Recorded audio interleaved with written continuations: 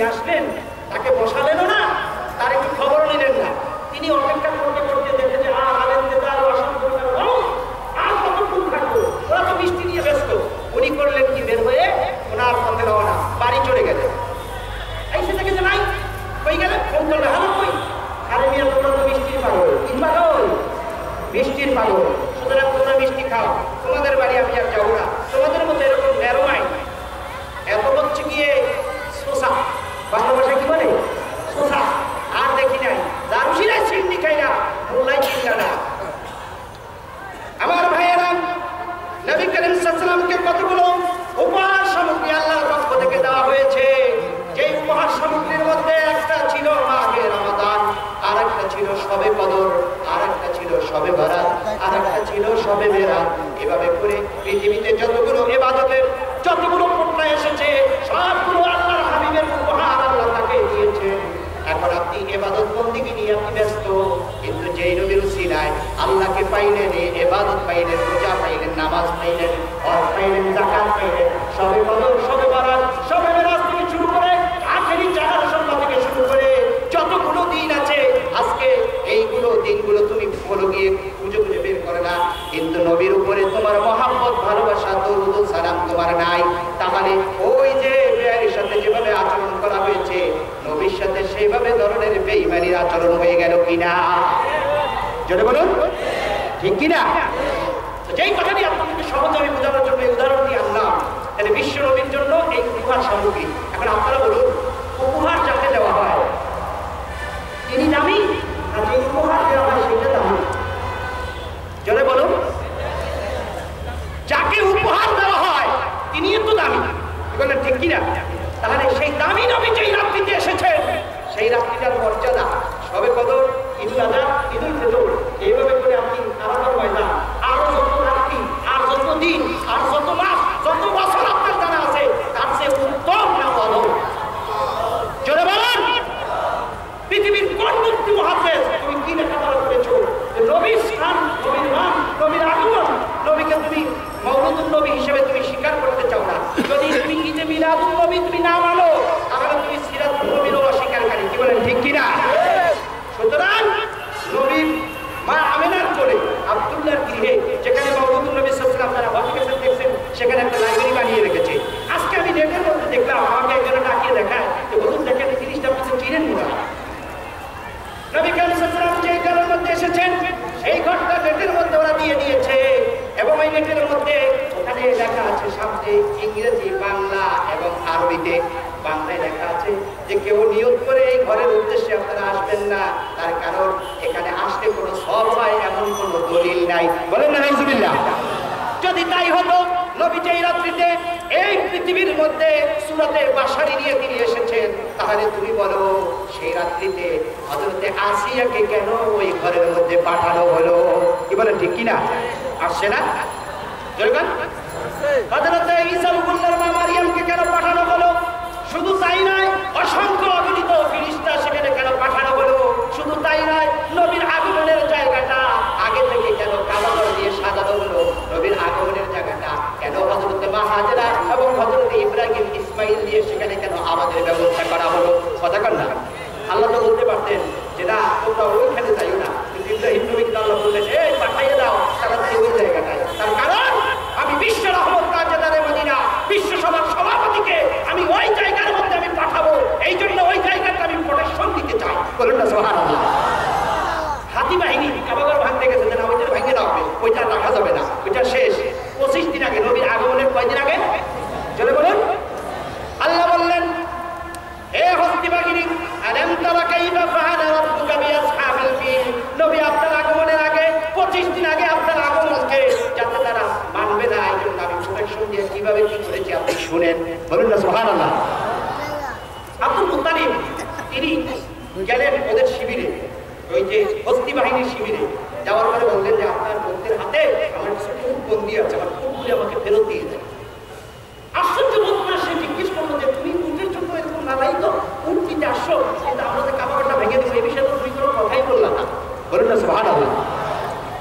সঙ্গে সঙ্গে Abdul Muttalib উত্তর দিয়ে দিল, উটের মালিকানা আল্লাহ আমাকে দিয়েছেন, আর যে ঘরটা তোমরা ভাঙতে চাও এটার মালিকানা আমি না,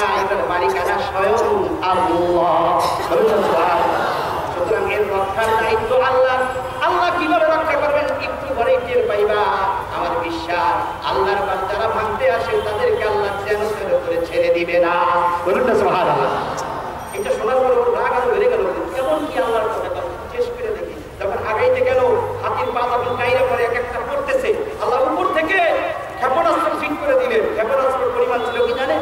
এখন তো কত ধরনের কত হলো মিসাইল ক্ষেপণাস্ত্র, দেখলো ভয় লাগে কি করে ঠিক কিনা, কিন্তু ওটা ছিল হাদিসে পাকের মধ্যে আসছে যে মুসুরির ডাল আছে না, মুসুরির ডালের চেয়ে একটু ছোট, সরিষার দানার চেয়ে একটু বড়। বলুন না সুবহানাল্লাহ। এটা আল্লাহ কি মারার জন্য বড় বড় রোগীয় জীবন মারার প্রতিজ্ঞা ছিলেন। ওয়ালিল্লাহি জুনুদুস সামাওয়াতি ওয়াল আরদ। আল্লাহ বলেন আমি যদি সৈন্য বানাইতে চাই আমার প্যারালাইজ মশাকে, আমি সেটা দিয়ে তোমাকে সাইজ করতে পারি কিনা? সেটা সাইজ। যাই হোক, আমি ওদিকে যাচ্ছি না, যেই কথাই বলতেছিলাম, আল্লাহ বলেন যে আমার হাবিব এই জমিনে আসবেন, এই জায়গাটা আসবেন, সুতরাং এই জায়গাটার প্রোটেকশন আমি দিতে চাই। বস্তি বাহিনীকে উপর থেকে যতগুলো হাতি ততগুলো লোক, একটাও মিস পায় নাই। বলুন সুবহানাল্লাহ। এমন ভাবে ছাড়লো, ছাড়ার সঙ্গে সঙ্গে চিবানো ঘাসের মতো তারা হাত করে ধুলিত তুলার মতো হয়ে গেল। বলুন সুবহানাল্লাহ। তাহলে ওখানে এই কথাটা লেখা আছে যে কোনো দলিল নাই, তাহলে আল্লাহ কেন এই কাণ্ডগুলো করাইবে? তুমি এই উত্তর কি দিবা?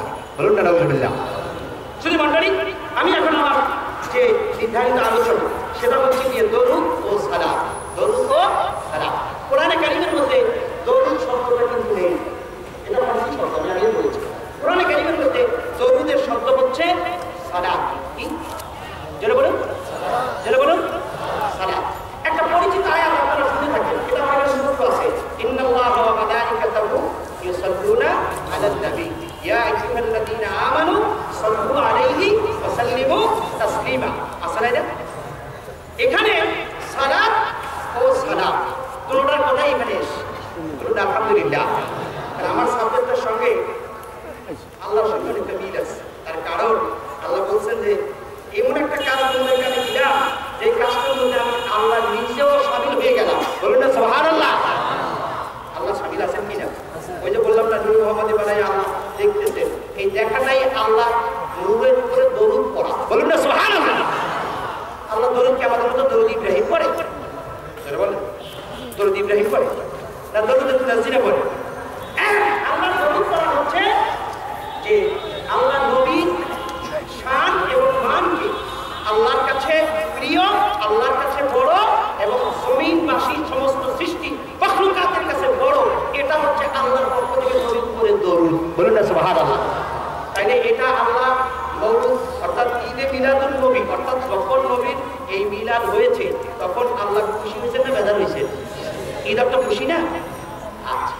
আর কোরআনে কারিমের মধ্যে আল্লাহ বলছেন যে আমি এমন একটা খুশির শব্দ আমার নবীর বিকালে পাঠাইলাম, যেটা ওই ঈদ শব্দ আমি আনলাম না, আর অন্য ফারহাতানও আনলাম না। আমি আনলাম কি? কুল বিফাদলিল্লাহ ওয়া বিরহমাতিহি ফাবিযালিকা ফালিয়াফরাহু। হে নবী, আপনি বলে দেন অর্ডিন্যান্স। এটা অর্ডিন্যান্স বুঝলেন? রাষ্ট্র বঙ্গভবন থেকে যখন কোনো ধরনের অর্ডিন্যান্স হয় তখন এটা কি রাষ্ট্রপতি বলেন না, তিনি হলো কি এটা সাইন করে দেন, অর্ডিন্যান্স পাঠায় দেয়। আল্লাহ পাঠায় দিলেন অর্ডিন্যান্স।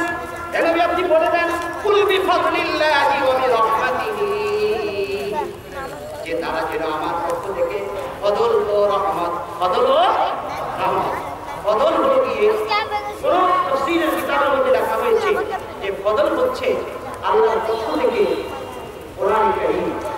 অন্য তাফসীরের মধ্যে লেখা হয়েছে যে ফজল এবং রহমত, এবং এরপরে আল্লাহ ব্যবহার করছেন কি?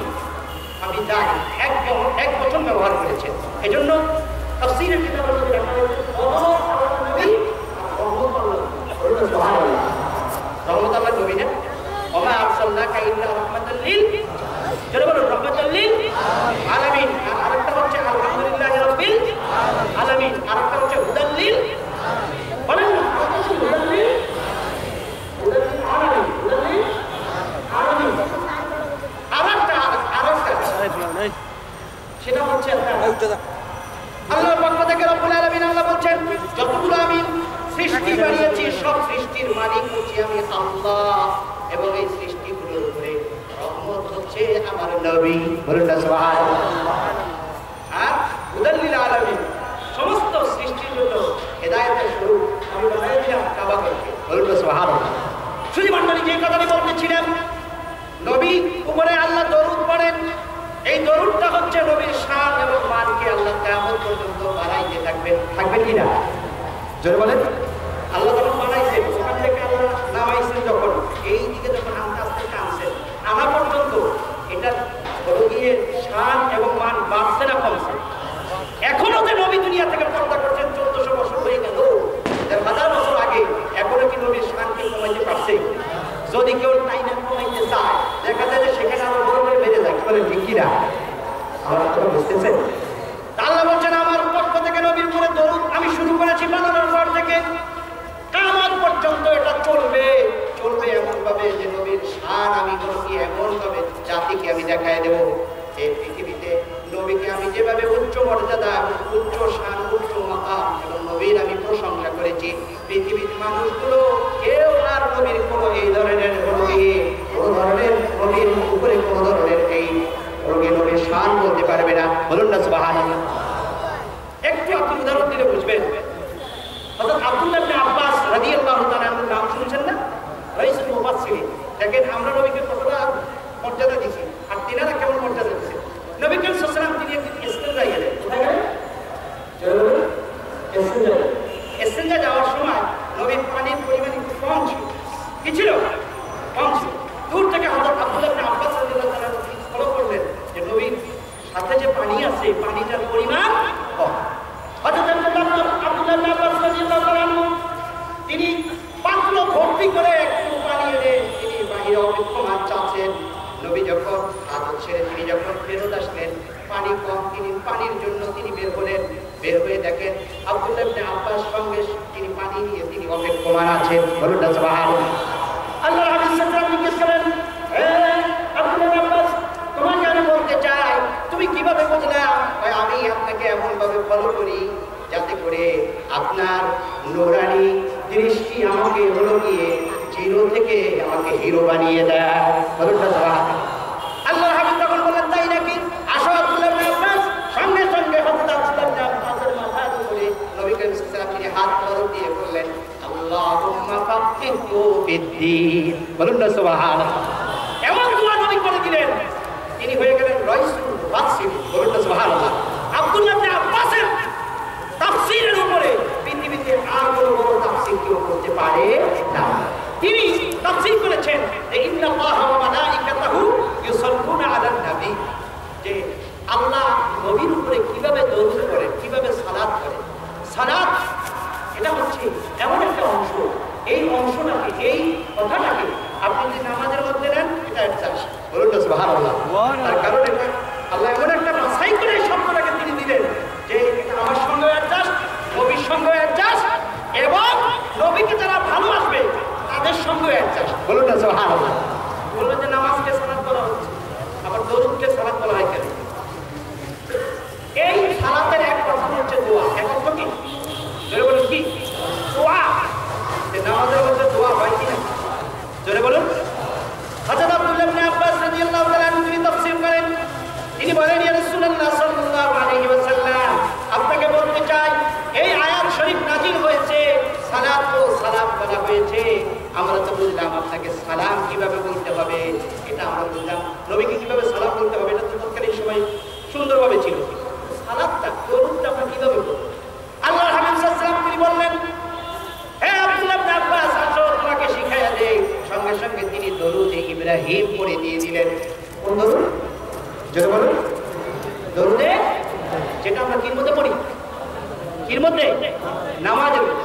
শুনি মণ্ডলী হাদিসে পাকের মধ্যে বলা হয়েছে কোন বান্দা যদি নবীর উপরে জীবনে একবারও দরুদ না পড়ে, কয়বার? একবার দরুদ না পড়ে আল্লাহর হাবিব সাল্লাল্লাহু আলাইহি ওয়াসাল্লাম তিনি হাদিস বর্ণনা করছেন যে ওই ব্যক্তি দুনিয়াতেও ক্ষতিগ্রস্ত আর আখিরাতে জাহান্নাম ছাড়া তো কোনো ঠিকানাই নাই। বলেন না নাউজুবিল্লাহ। এই জন্য আল্লাহ ইবাদতটাকে এভাবে সাজাইয়া দিলেন, পাঁচ ওয়াক্ত ইবাদতটাকে এভাবে সাজাইয়া দিলেন যে ওই ইবাদতটার মধ্যেই যাতে সালাত এবং সালাম, কি বলেন, সালাত এবং সালাম, এই দুইটা যাতে তার জীবনের থেকে তার মনের অজান্তে অর্থাৎ সে যাতে তার জ্ঞানের গম্যতার কারণে সে হারিয়ে না যায় আমার থেকে, আমার কোল থেকে। এই জন্য আল্লাহ এভাবে সেটিং দিয়ে দিয়েছে। বলুন না সুবহানাল্লাহ। আমার ভাইয়েরা হাদিসে পাকের মধ্যে বলা হয়েছে কোন বান্দা যখন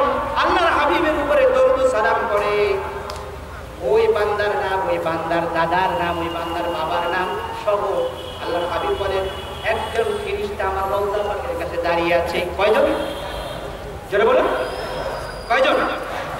একজন ফেরেশতা আল্লাহ দান করিয়ে রেখেছেন, যেই ফেরেশতার কাজ হয়েছে পৃথিবীতে যত মানুষ আসছে এবং আসবে এবং গিয়েছে। বলুন না সুবহানাল্লাহ। আল্লাহ পারে কি বলবেন? হুজুর এটা কেমন কথা বলবেন? কেন কান এক মানুষের আল্লাহ দিয়ে দিচ্ছে, আমার কানগুলো আল্লাহ পাইছে কি কান? ও ভাই, এই যে এখানে এতগুলো বসে আছে, কেবল কি একটা কান দিয়ে আল্লাহ পাইছে? তাহলে আল্লাহ দিয়ে প্রত্যেকের দুইটা করে কান দিতে পারে, এই সব কানগুলো এক জায়গায় আল্লাহ করতে পারে না? যে গাড়ি বানায় কি কান, সেই গাড়ির ইঞ্জিন একটা উঠে আর একটা সেটিং দিতে পারে না।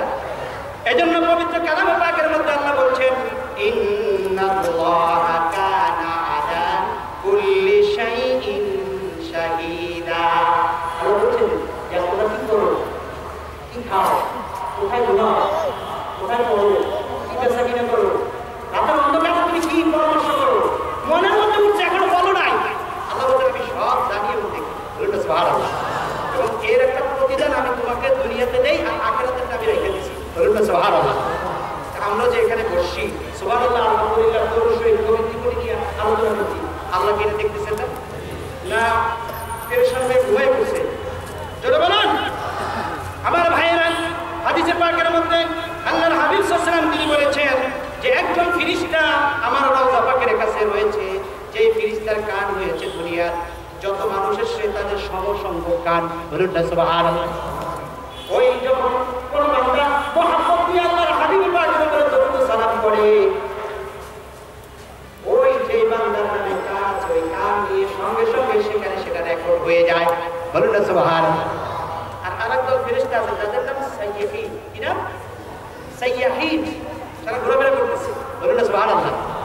আইন শৃঙ্খলা রক্ষাকারী বাহিনী কিছু দূরে আছে না, কিছু পয়সা থাকে আছে না, কিছু আপনার ওই যে টরাটক্কা নিয়ে বসে আছে, ওখান থেকে কমান্ড করে আছে না, কিছু মিডিয়া সেন্টার আছে কি না?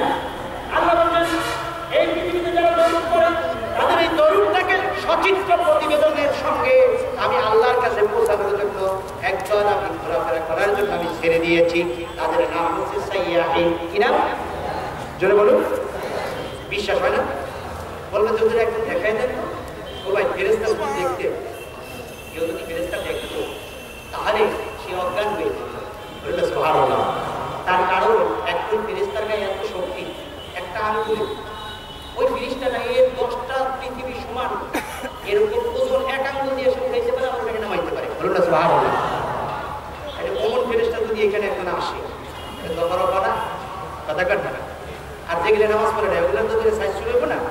কি করে যারা নামাজ পড়ে না এটা কি জানে না ফেরেশতা? জানে কি না?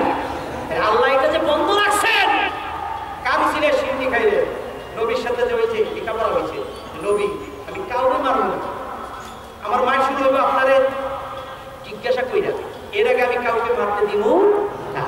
তাহলে ওই নবীর উসিলায় এত কিছু আমি পাইলাম, সেই নবীর উপরে দরুদ পড়তে কষ্ট লাগে? কষ্ট লাগে? শরম লাগে? টাকা লাগে? পয়সা লাগে? পুলিশে ধরে? সরকার নিষেধ করে? তাহলে পড়ি না কেন? পড়ি না কেন? হ্যাঁ, এর একটা কারণ।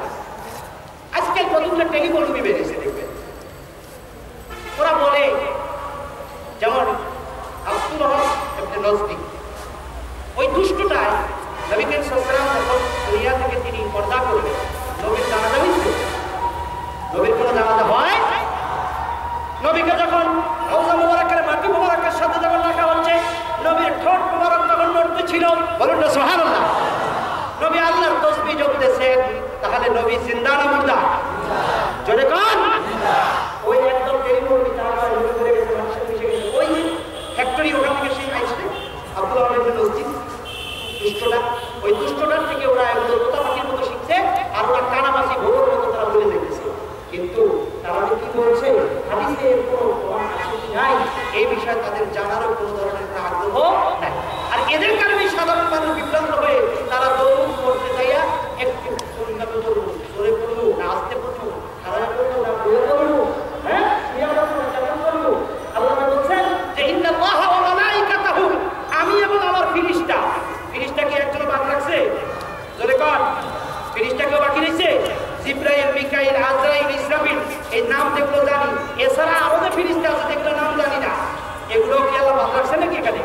তাহলে আল্লাহ বলছেন যে আমি এবং আমার ফেরেশতা কি করি, ইউসাল্লুনা, আমি নবীর উপরে দরুদ পড়ি। কি পড়ি?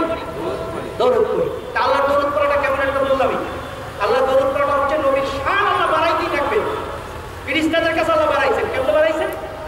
ফেরেশতাদেরকে বলছেন যাও জিবরাইল ওই হলো গিয়ে উম্মে হানির ঘরের মধ্যে যে আমার নবীর পায়ে তুমি তোমার জিহ্বাটা লাগাইয়া দিবা। সুবহানাল্লাহ। জিবরাইল নবীর দরবারে আসেন 24,000 কতলা। জিবরাইলের অফিসে ছিল নবীর বাড়ি। সুবহানাল্লাহ। আল্লাহ কইলে পাঠাইছে যাও আমার নবীর ওখানে যাও, কিন্তু ওই অফিসে ঢুকতে হইলে নবীর অনুমতি রাখতে হবে। সুবহানাল্লাহ। আমার ভাইয়েরা, আল্লাহ ফেরেশতার কাছে নবীর সম্মান, নবীর মান ইজ্জত তুলে ধরেছে। হযরত জিবরাইলকে আল্লাহ হাবিব জিজ্ঞেস করেন তোমার বয়স কত?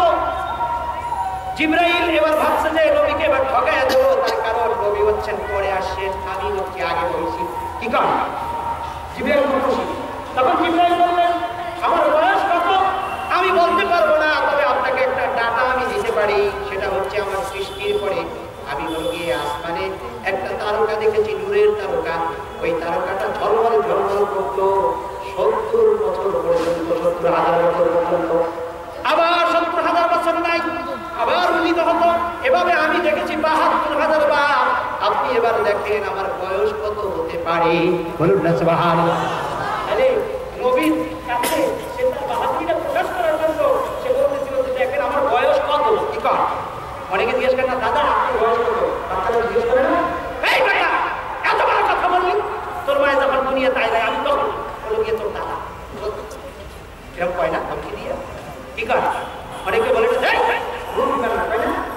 জিবরাইল খুব খুশি যে এবার তো নবী সাল্লাল্লাহু আল্লাহর হাবিব সাল্লাল্লাহু আলাইহি ওয়াসাল্লাম তিনি বললেন এ জিবরাইল আল্লাহর কসম করে আমি বলছি তুমি যে তারকাটা দেখেছি না ওই তারকাটা হচ্ছে গিয়ে নূরে মুহাম্মাদি, আমি নবীর নূর। বলুন না সুবহানাল্লাহ।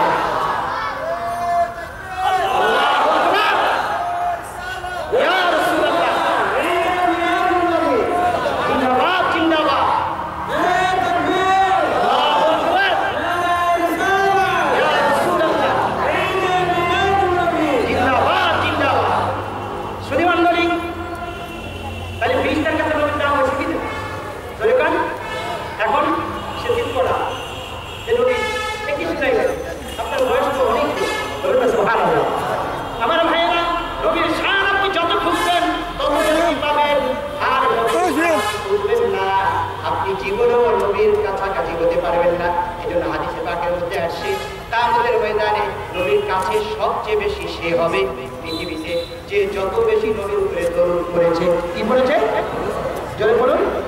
দরুদ করেছে। হাদিসে পাকের মধ্যে বলা হয়েছে কোন জুমার দিন যদি কোনো ব্যক্তি আল্লাহর হাবিব পাকের উপরে 1000 বার দরুদ শরীফ পড়ে, কয় হাজার? জোরে বলুন। জোরে বলুন। জোরে বলুন। রাগ করতেছেন? এই 3-3 বার বলাতে রাগ করতেছেন? এটা বলার মানে হলো কি জানেন? ওয়াজ শুধু শুনলাম, এখান দিয়ে দিলাম, এখান দিয়ে এটাকে সিরিয়াল রাখলাম না, প্যান্ডেলের থেকে বাসায় যাবো, এরপরে আর এই ওদের কথা মনে থাকবে না।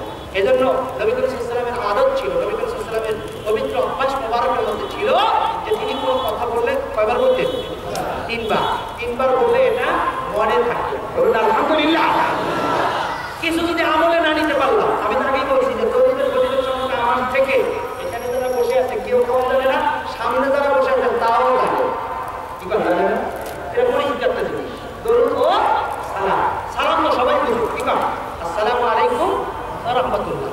হাদিসের পাকের মধ্যে বলা হয়েছে আল্লাহর হাবিব সাল্লাল্লাহু আলাইহি ওয়াসাল্লাম তিনি বলেন ওয়া নবী হুরায়রা রাদিয়াল্লাহু তাআলা আনহু قال قال رسول الله صلى الله عليه وسلم لا تدخلوا الجنة حتى تؤمنوا। কখনো তোমরা জান্নাতে যেতে পারবে না যতক্ষণ পর্যন্ত তোমরা মুমিন না হবা। কি না হবা? জোরে বলুন। জোরে বলুন। মুমিন না হলে কিংবা এই ধরনের কোনো আরো কেউ যেতে পারবে? মুমিনদের জন্য আল্লাহ নগদ একটা পুরস্কার, উপলক্ষ, ঘোষণা যেমনটা দিয়েছেন আশার মুবাশশারাকে জান্নাতের খুশখবরি, মুমিনদের জন্য একটা খুশখবরি আল্লাহ দিয়েছেন যে মুমিন যদি হও তুমি জান্নাতে যাইবেই। বলুন আলহামদুলিল্লাহ। আল্লাহর হাবিব সাল্লাল্লাহু আলাইহি ওয়াসাল্লাম বলেন ততক্ষণ পর্যন্ত কেউ জান্নাতে যেতে পারবে না যতক্ষণ পর্যন্ত তোমরা কেউ মুমিন না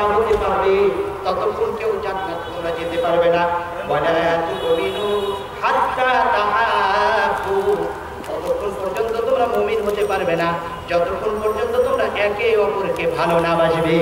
বলুন না সুবহানাল্লাহ। কি না বলবে? এখন শুধু আপনি আপনার সন্তানকে ভালোবাসবেন আর মসজিদের প্রতীক সামনে ভালোবাসবেন না, এমন নাকি?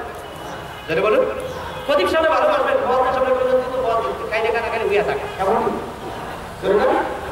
মহাজন্য না হয় খাবার দিবি, খাবার সামনে পর্যন্ত কিন্তু বুঝতেই থাকবে, মসজিদের তো বললেই থাকে না, তোর বেতন টেতন কিন্তু আল্লাহর কাছে চাবি, পেটে বাচ্চা বেতন হইয়া থাকে, এমন নেই। আল্লাহ হাবিব বলছেন না না বিষয়টা এমন না, বিষয়টা হচ্ছে এমন যে তোমরা হাত্তা তাহাব্বু, যতক্ষণ পর্যন্ত একে অপরের সঙ্গে, আপনার সঙ্গে আমার, আমার সঙ্গে আপনার, পাশের সঙ্গে পাশের, বাড়ির সঙ্গে বাড়ির, ঘরের সঙ্গে ঘর, সমাজের সঙ্গে সমাজের, রাষ্ট্রের সঙ্গে রাষ্ট্রের, যতক্ষণ পর্যন্ত তোমরা ভালোবাসা অর্জন করতে না পারবা ততক্ষণ পর্যন্ত তুমি মুমিন না। কি না? জোরে বলুন। এজন্য সূরা ওই যে ফালাকের মধ্যে আল্লাহ শিখিয়ে দিয়েছেন যে তুমি পড়ো অবিশ্বাসে হাসিদিন ইলা হাসাদ, যে আল্লাহ হিংসুকের হিংসা থেকে আমি তোমার কাছে পানা চাই। বলুন আলহামদুলিল্লাহ, বলুন আল্লাহুম্মা আমিন, জনাব আল্লাহু আকবার। আমার ভাইয়েরা যে কথাটি বলতেছিলাম, তাহলে দেখা গেল আমার সাথে যদি আপনার ভালোবাসার কানেকশন না থাকে তাহলে আমি মুমিন না, তাহলে রাসূলের সাথে যদি আপনার ভালোবাসার কানেকশন না থাকে তাহলে কি আপনি মুমিন? জোরে কথা। তাহলে তো এক নম্বর মুমিনে যাবো যায় তো কি না? কি কথা? আর দুই নম্বর হইতে আমরা কি না? আমার ভাইয়েরা বুঝতে হবে, হাদিস বুঝতে হবে। আপনার হলো গিয়ে নবীর নূরের সেই চেহারা আপনাকে যে দেওয়া হয়েছে, আপনাকে যে নূরের যে দৃষ্টিভঙ্গি দেওয়া হয়েছে, এদিকে যদি আপনি হাদিসে পাঠ করেন, বুঝেন, তাহলে আপনার মধ্যে নবীর মহব্বত তৈরি হবে। সুবহানাল্লাহ। তাইলে মানুষের সাথে মানুষের ভালোবাসা না হইলে যদি তার ঈমানটা না আসে আর বেঈমান হয়ে থাকে আর সে জান্নাতে যাইতে না পারে, তাহলে নবীর সাথে যদি কেউ দুশমনি করে, সে যদি মুফতি, মুহাদ্দিস, মাওলানা, ডক্টরের পিএইচডি হোল্ডার আরো কিছু যদি হয়, তাহলে কি সে মুমিন? জোরে বলুন, মুমিন সে। আমার কথা না হাদিসের কথা। তারপরে নবী কারীম সাল্লাল্লাহু আলাইহি ওয়াসাল্লাম বলেন, লাউলা আদুল্লুকুম আলা শাইইন ইযা ফাআলতুমুহু তাহাবাবতুম আফশুস সালাম।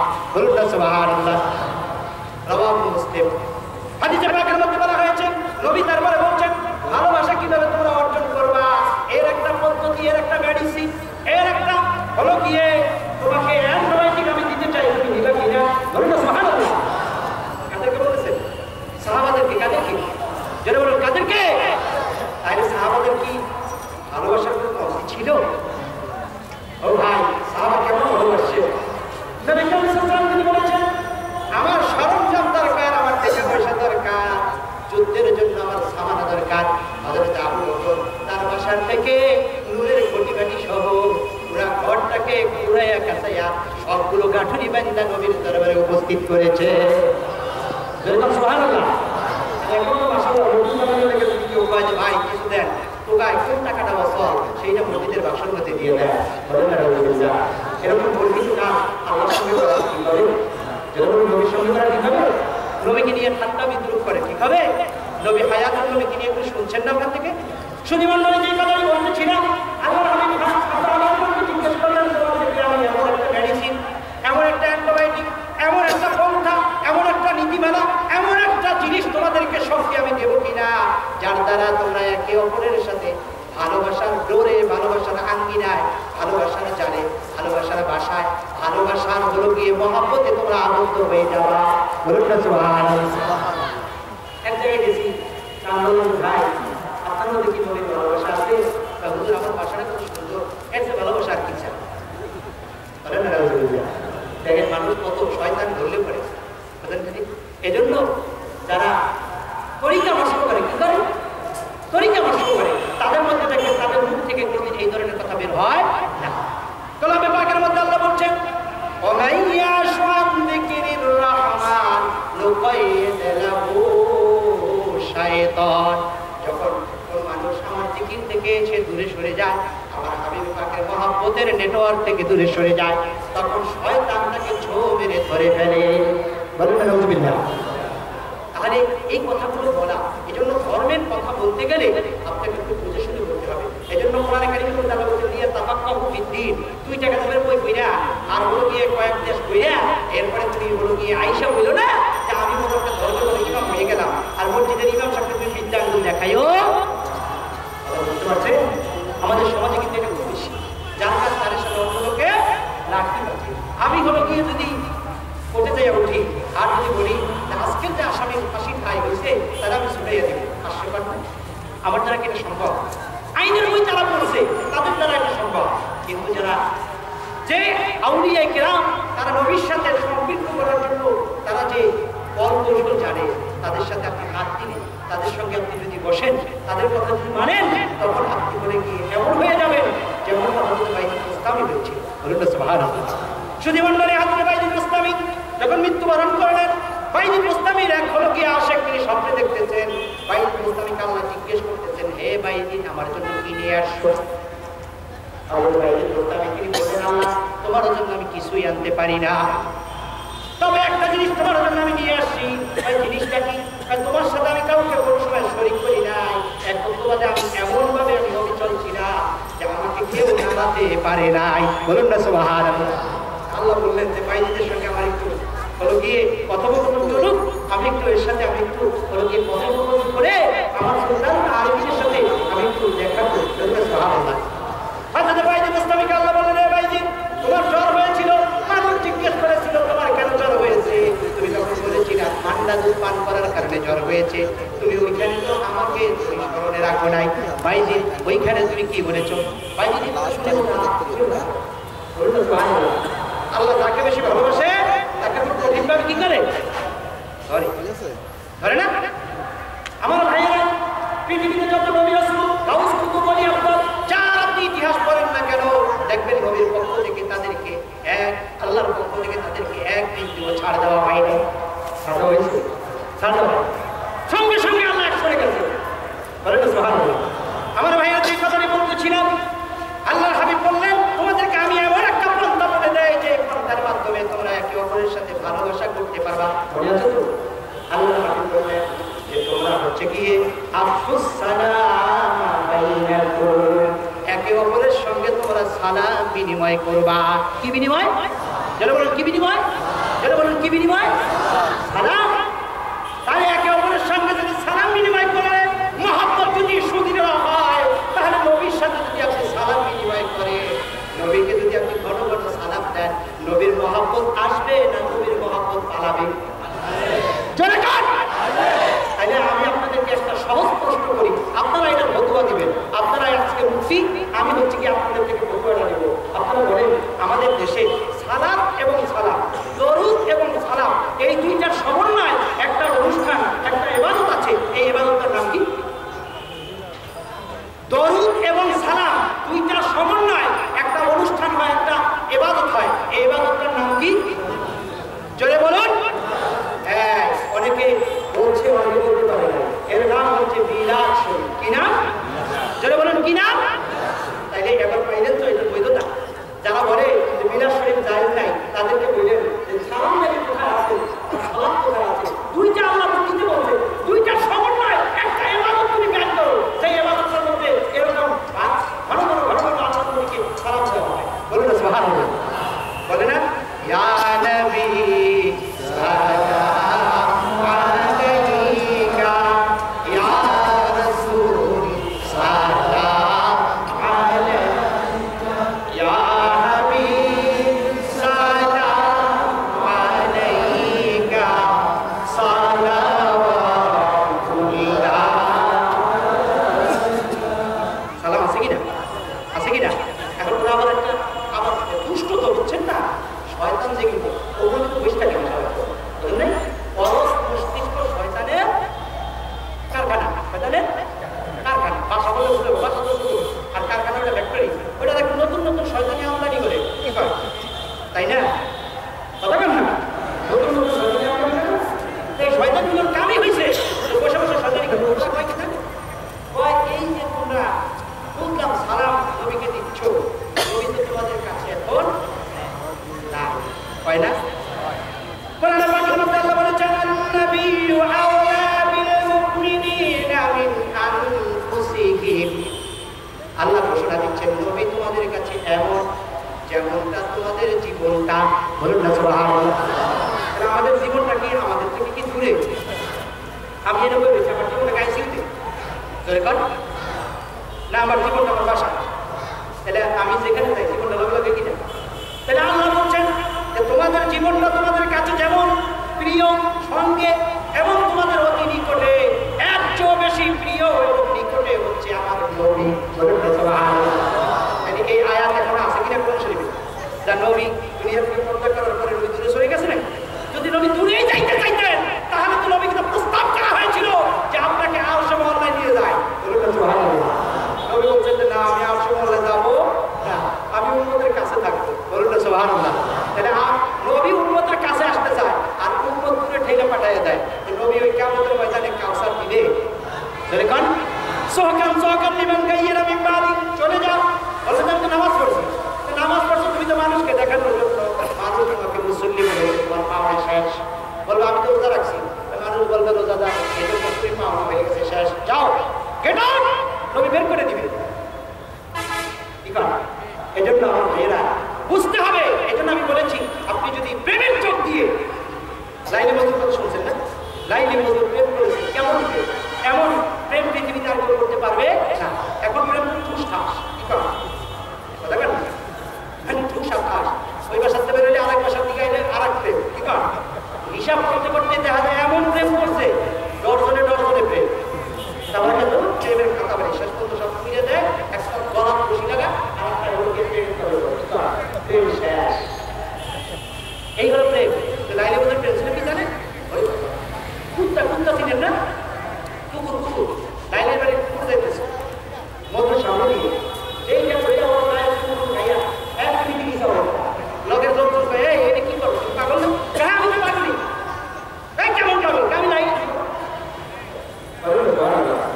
একটা লাইলির পাগল, এটা কি লাইলি নাকি? আরে এটা লাইলির কুকুর। লাইলির কুকুর কার কুকুর? লাইলির কুকুর। তাহলে যদি মজদুর পক্ষ থেকে এই ধরনের কথা আসতে পারে তাহলে আল্লাহ বলছেন আমি তোমাদেরকে দান করলাম আমার রাসূল। কার রাসূল? কার রাসূল? মুহাম্মাদুর রাসূলুল্লাহ। তাহলে রাসূলটা কার? আল্লাহ বলছেন আমার কাছে এটা আমানত ছিল, আমি এটাকে সুন্দরভাবে তাজিম সহকারে আমি চুপ চুপ করে বিভিন্নভাবে প্রয়োগ করে তারকা করে বিভিন্নভাবে এটাকে সেটিং করে রেখেছিলাম। আমি এখন আমাকে গিয়ে তোমাদের কাছে প্রকাশ করবে আমার জান্নাত জাহান্নাম বলো, আমার সবকিছু সৃষ্টি সম্বন্ধে তোমাদের কাছে সে বলবে। এই জন্য আমার রাসূলকে আমি তোমাদের জন্য আমি পার্সেল করে সূরতে বাশারি দিয়ে তোমাকে আমি উপহার দিয়ে দিলাম। বলুন না সুবহানাল্লাহ। নবী করিম সাল্লাল্লাহু আলাইহি ওয়াসাল্লামকে জিজ্ঞেস করা হয়েছিল ইয়া রাসূলুল্লাহ আপনি আমাদেরকে বলবেন কিনা আপনাকে আমি একসঙ্গে সালাত এবং সালাম করতে চাই। আল্লাহর হাবিব কেমন বললেন? তুমি বলো আসসালামু আলাইকা আইয়ুহান নাবিয়্যু ওয়া রাহমাতুল্লাহি ওয়া বারাকাতুহু। বলুন না সুবহানাল্লাহ। সেই কথাটা বলছিলাম, নবীকে পাঠাই দিয়েছেন আমাদের জন্য। আল্লাহ বলছেন যে মুহাম্মাদুর রাসূলুল্লাহ, এটা হচ্ছে আমার রাসূল। তাইলে লাইলির কুত্তা দেখে যদি ওই বেটা এরকম পাগল হয় তাহলে আল্লাহর রাসূল দেখা আপনারা পাগল হবেন না। যেমন পাগল হয়েছিল হযরত ওমর, যে ওমর তরবারি দিয়ে ছুটছে নবীকে হত্যা করে দিবে। দারুল আরকাম যেখানে বড় গিয়ে নবীর বাড়ি বড় গিয়ে এই পাশে চিপা জায়গাটাতে এখানে সাহাবায়ে কেরাম দাঁড় করে দিয়েছে, তুমি আর যেতে পারবে না। তার কারণ দেখতেছি গিয়ে ভীষণ ক্ষমতাধর, গিয়ে সে সঙ্গে সঙ্গে নিকট দিতে নবীকে সে এরকম করবে। সাহাবারা কি দিয়ে বললেন আর যাওয়া যাবে না। আল্লাহ নবী সাল্লাল্লাহু আলাইহি ওয়াসাল্লাম তিনি ঘর থেকে তিনি মিষ্টি হাসি করে বললেন ও সাহাবারা রে ছেড়ে দাও, ওমরকে আমার কাছে আসতে দাও। বলুন না সুবহানাল্লাহ। ওমর যখন নবী করিম সাল্লাল্লাহু আলাইহি ওয়াসাল্লামের কাছে আসলেন, আসার পরে নবী করিম সাল্লাল্লাহু আলাইহি ওয়াসাল্লাম তার চক্ষু মোবারক দিয়ে যখন ওমরের দিকে তাকালেন, ওমরের চোখ যখন নবীর দিকে পড়লো, দুই চোখে চোখে যখন পড়লো এমন প্রেমের খেলা হয়ে গেল। সঙ্গে সঙ্গে প্রেমের তাজাল্লিতে হযরত ওমর গলা দিয়ে তিনি মাটিতে পড়ে গেলেন। বলুন না সুবহানাল্লাহ। এর নাম হচ্ছে প্রেম, এর নাম হচ্ছে ভালোবাসা। আর আমরা আপনারা দূর করি এই আসক্তি হইয়া একেবারে ঢেলা দিয়ে হইয়া এমন দূর করি দাঁড়াইলে বলে সেরে কে তো হস্তা কথা কর।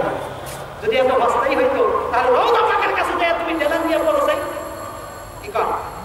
ওরা বলে রওজা পাকের কাছে দাঁড়াবো না, কিন্তু ওরা হচ্ছে গিয়ে যখন এই নবী করিম সাল্লাল্লাহু আলাইহি ওয়াসাল্লামের উপরে সালাতু সালামি হয় তখন তারা দরুদ সালাম বলার সময় তারা দাঁড়ায়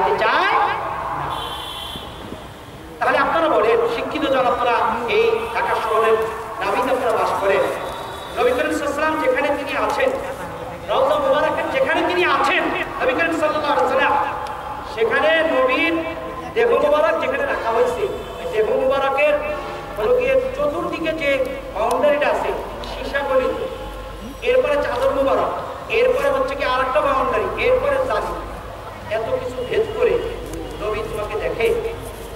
নবী কারীম সাল্লাল্লাহু আলাইহি ওয়াসাল্লাম হাদিসের মধ্যে বলেছেন, আমার উপরে বান্দা যখন আমার আশায় যখন দরুদ সালাম করে, ওই দরুদ সালামের উত্তর আমি স্বয়ং নবী দিয়ে দেই। দরুদ সালামের উত্তর নবী দেন। নবী এই কথা বলছেন, তাহলে নবী যদি না শুনেন তাহলে দিতে পারেন?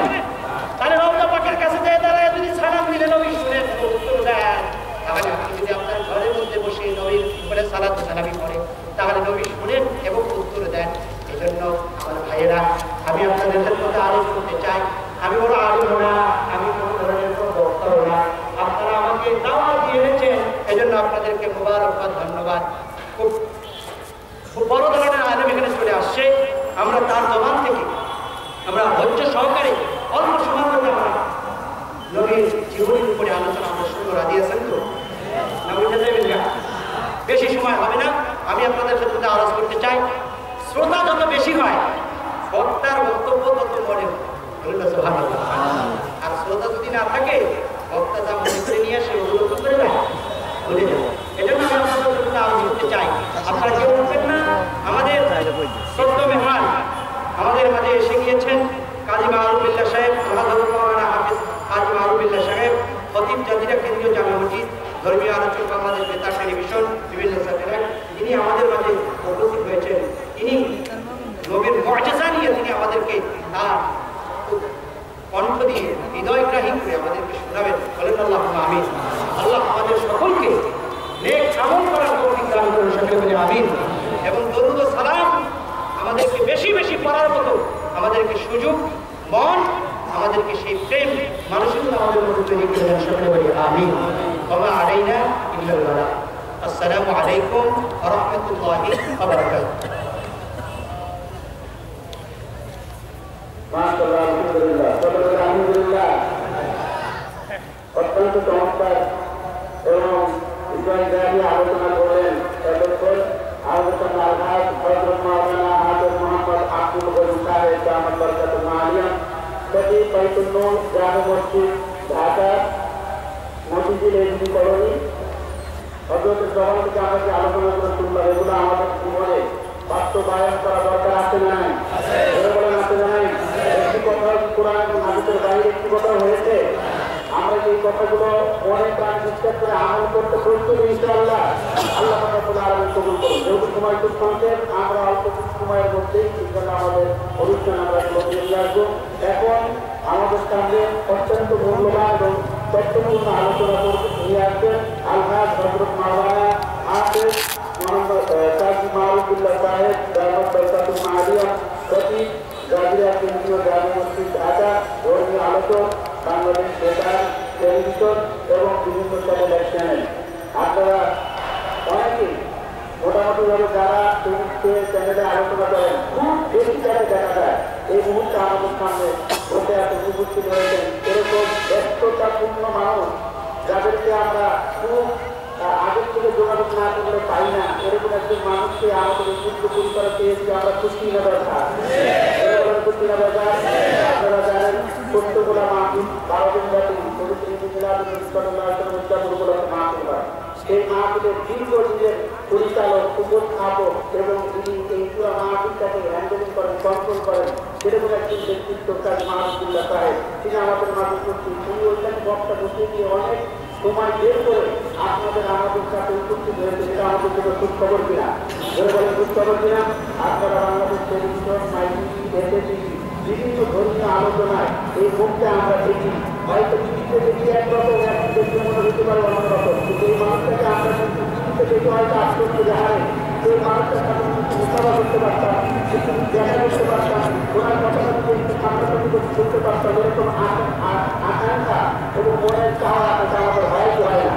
বলে বলেন যেরকম একটা মানুষ আমাদের মাঝে উপস্থিত হয়েছে, বলে বলে আলহামদুলিল্লাহ।